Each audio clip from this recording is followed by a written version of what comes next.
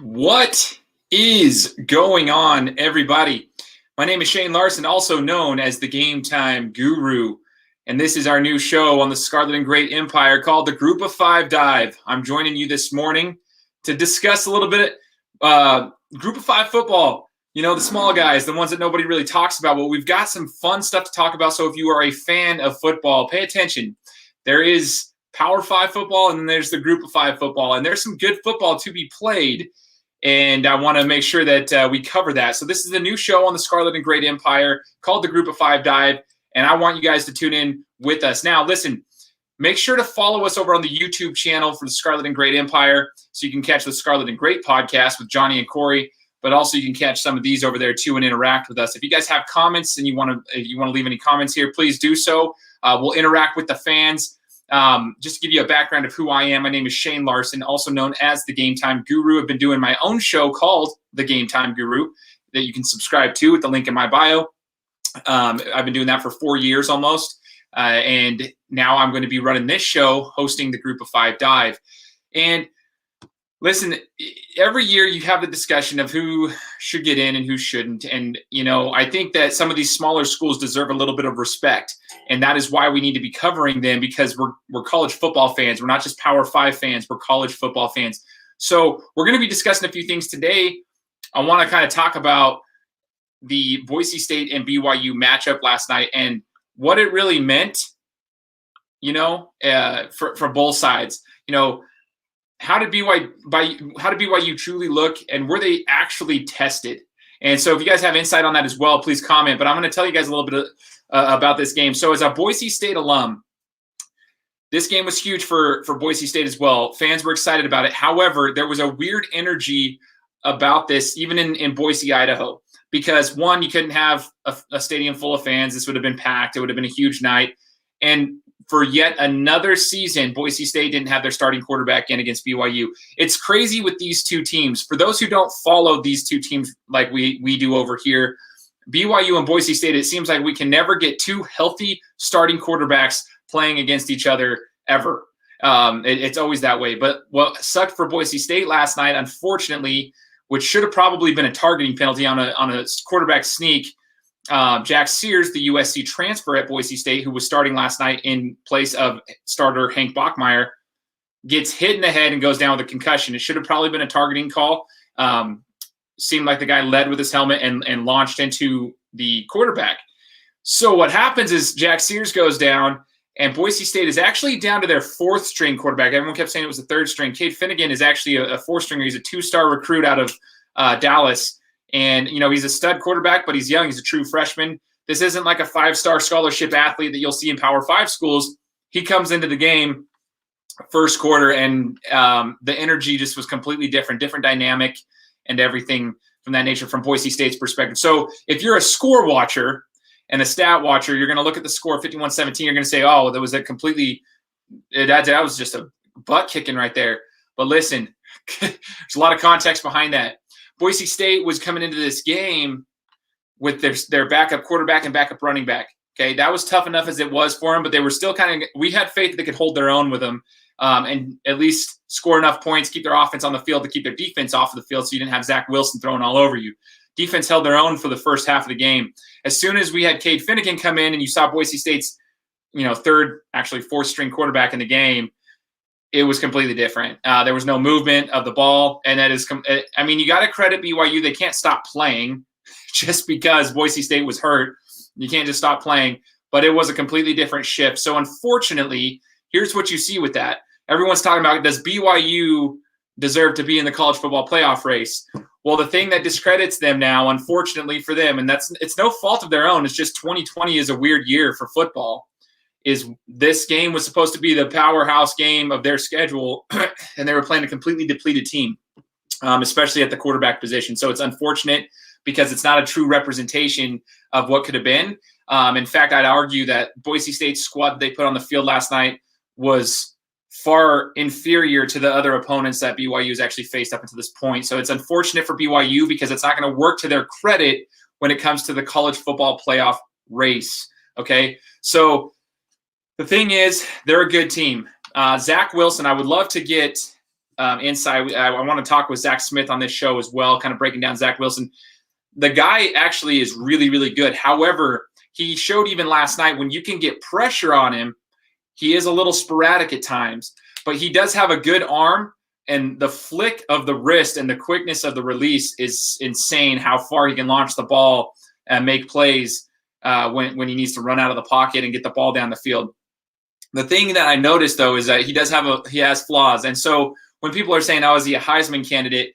To me, he is nowhere near the level of a Justin Fields or a Trevor Lawrence, for that matter. Like he's not even close into that range, but he is such a good leader for that team. And the progression that Zach Wilson has made from year one, all the way until year 3. Now he's a junior. He's got BYU rolling.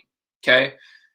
They have a good run game. They have a solid defense. What I noticed last night about BYU is regardless of Boise State's, personnel on the field, which is super unfortunate for both teams because now they're both kind of like, it's that weird, like, oh, there's the asterisk. The thing is, though, BYU ran to the ball, so you got to give them credit there, too. Every single time there was a tackle made, there was everybody. It was group tackling every single time. So give them credit for that. BYU is winning games, and they put a schedule together. They wanted to play some football, and they've been doing it. Here's the question, though. I'm not going to sit here and say, should BYU be in the college football playoff race? Rather, I'm going to say, could they beat Cincinnati? You've got Cincinnati, who's averaging almost 40 points a game right now, midway through the season, playing lights-out football on the offensive side and truly holding their own on defense. They're setting the tone with their offense because then opposing teams are starting to have to, get out of their game plan to try to match up, and it's putting Cincinnati in the right positions to be able to make plays on defense as well. I don't think BYU can beat Cincinnati based on what I've seen so far this season. And that people are going to call me crazy because they're undefeated. But listen, and they just whooped up on Boise State at home. Well, unfortunately for them, they haven't played anybody yet, even Boise State. They were just completely depleted. It's not their fault. No one's making excuses. It is what it is. There was injuries, and they play a part in college football. But I do not think, based on the product I saw on the field, that BYU would be able to beat Cincinnati. So when you talk about should BYU be in the college football playoff race, it's very difficult for me to even say that because I don't even think they beat Cincinnati. I think Cincinnati has a high-powered offense and a better defense. It's very tough for me to say that BYU would leap them, and especially now they have 2 more games on the schedule. They're trying to get more games on the schedule, but they have 2 more games. Their best game was against a depleted Boise State team. I don't see them jumping over Cincinnati. That's just the reality of it. If you guys have comments on it, let me know and see what your thoughts are, but I just don't see that happening. I do think Zach Wilson is a phenomenal athlete, phenomenal quarterback. I don't think he's a Heisman quarterback, but he is a phenomenal athlete and a phenomenal quarterback. I mean, you got to give credit where it's due. Their receivers make plays when they need to make plays. They can catch the ball. They're physical. Their defensive line is physical. But the problem is, they're a victim to the schedule. They're a victim to this 2020 football season, and it sucks. It's really unfortunate. BSU, that's another thing. College football doesn't care if you were hurt. It doesn't care if you're down to your 4th-string quarterback to play against a top 10 opponent. College football doesn't care. So that game last night, unfortunately, will probably wreck their season. Obviously, their hopes of making it to a New Year's Six type of bowl game and be in the national landscape discussion, which is highly unfortunate because they looked good with even their backup quarterback, Jack Sears, even Hank Bachmeier and Jack Sears. They both looked fantastic throwing the ball. The team was finally rolling. Offensive line looked good. When everybody was they were able to play their game, they looked good this year, and they started off fast, which was important because they started the season late, right? And it's super unfortunate for BSU because that is the reality of 2020 that we're in. So if you're asking me, the Group of 5 dive, we're going to be talking about the Group of 5 schools who has a legitimate chance to make these bowl games at the end of the year. Who's going to be that Group of 5 school that sets themselves apart from the pack? And I know BYU is an independent, but we put them in this discussion as well because of that. They're not a Power 5 school. They're not a Power 5 conference. So unfortunately, BSU out. BYU still has a chance, but I believe only if Cincinnati were to have a hiccup. Let's talk about Cincinnati for a second. I want to chat about them because today on the show, I want to make sure that we give credit where it's due. Cincinnati is absolutely fantastic, guys. I think a lot of people get thrown off because of last year. I mean, they were great last year too, right? Cincinnati looked really, really good last year until they met the Buckeyes at the beginning of the season, right? They had this hype, and then they met the Buckeyes, and the Buckeyes just destroyed them. But you have to understand that in college football, you have maybe 2 or 3 elite teams that can compete for a championship. The fourth one sometimes, but even last year you saw it, like Oklahoma. It's unfortunate. They're a great team, but they're not an elite team. There was a separation between the top 3 teams, and then everybody else. So when you look at this group of 5 school like Cincinnati, and they go up against an Ohio State who was an elite team last year, it's very hard because we want to judge it. But Cincinnati is a really, really good football team. Keep in mind, a lot of these athletes are not 4 or 5-star recruits all across the board, especially at like schools like Marshall, Boise State, all these guys, Liberty, Memphis. There's a lot of 2 and 3-star athletes that come through. There's a lot of walk-ons. You hear a lot more about gray shirting and red shirting with these schools, these smaller schools, than you do in a Power 5, school. And so, like, obviously the athletes and the coaching and everything at Ohio State is a little bit superior to that at Cincinnati. But Cincinnati's program is a very, very good football team, and you can see the change. I've been following them this year and last year, and just how they have improved their culture, their confidence. Cincinnati is actually like a legitimate football team. The question comes down, do you think that they could compete against any of the top 5 schools ahead of them? Could they compete against a Notre Dame? Could they compete against a Clemson and Alabama and Ohio State? Could they even compete against a Penn State who's fallen in the Big Ten? Could they compete against some of the lower tier SEC schools? Maybe the Auburns, Auburn, Georgia, Kentucky, like some of these guys, Florida. Could they compete against these guys that aren't in the top 3 necessarily, but they're still in the mix? That's the question. Let's take a look. I mean, they've been proving everybody wrong this year, putting up a crazy amount of points and playing extremely good defense. They're staying healthy. That's a big part of college football this year, is staying healthy. With this pandemic that we're going through, sometimes it's just the luck of the draw if somebody gets sick, and it's just the unfortunate reality of 2020. But they're staying healthy, and they're playing at an elite level right now. It's hard to say could they beat these guys, but if you're asking me, I think they can. I think Cincinnati is well equipped to be able to compete with some of those schools. I don't know if they necessarily would be able to compete against an Ohio State, against a Clemson, against an Alabama. Those teams are just super well coached with amazing athletes who have a lot of experience at the highest level. But Cincinnati can compete, in my opinion, with the Floridas, the Auburns. I think they could compete against Georgia. They might not have the same athletes, but they have the drive and the confidence.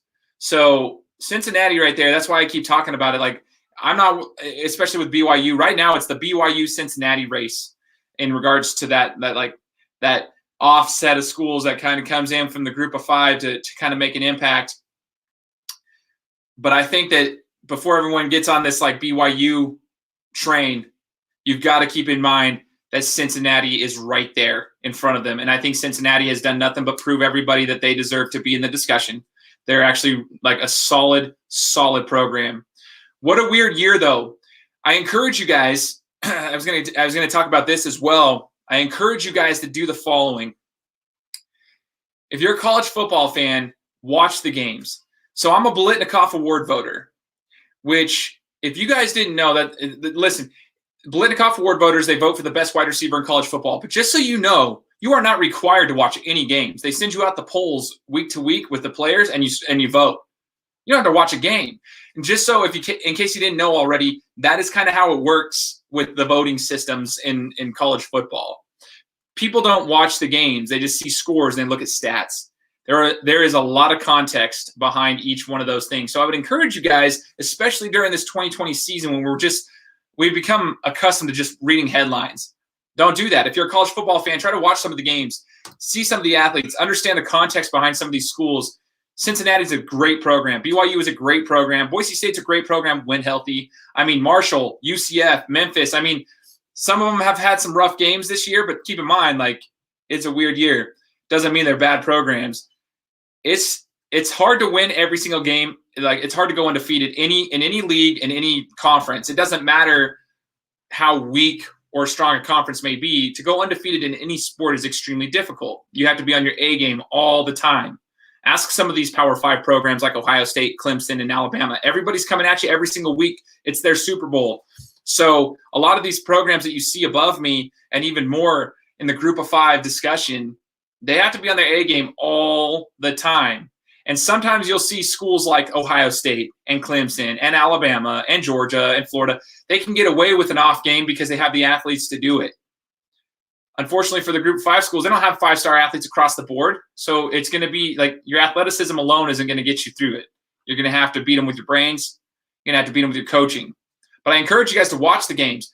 Pay attention. Tune into our show. Tune into our network, the Scarlet and Great Empire. The Scarlet and Great Empire is going to have a lot of football content. Obviously, Corey and Johnny doing the Scarlet and Great podcast. Go find them. I'll be doing this, which is exclusive for YouTube and Twitter. We'll be putting this on our YouTube channel for the Group of 5 dive, bringing on different coaches. We'll be analyzing the Group of 5 schools up until the end of the season, getting the discussion flowing. So if you're a Group of 5 fan, if you're a Cincy fan, if you're a UCF fan, come on over, join us, talk to us. If you're a Boise State fan, join us. If you're a BYU fan, join us. We're here to talk about it, give some love to the small schools. And this week we focused on BYU and Cincinnati. Let's take an eye on what Cincinnati does this afternoon. Let's see if they continue their momentum. And then next week we're going to kind of see what happens as we see who separates himself from the pack between BYU and Cincinnati, trying to get into that discussion of not only who should be in a New Year's Six Bowl, but who should potentially have an opportunity at a college football playoff. Guys, tune in, subscribe to the YouTube channel. We'll be coming at you with more content. And make sure to follow me on Twitter @TheGameTimeGuru. And I'll talk to you next time.